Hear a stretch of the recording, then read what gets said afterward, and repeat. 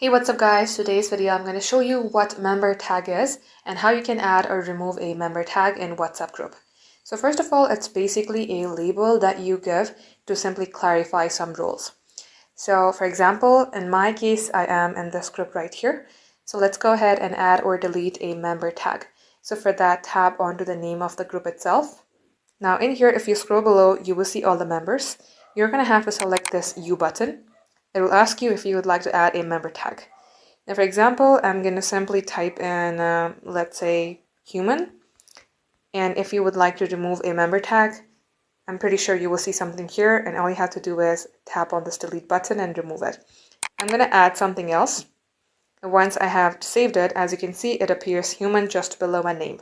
And likewise, if you would like to remove it, tap onto it again, select edit member tag, delete this, select save.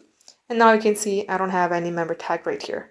So guys, this is how easy it is. Thank you for watching.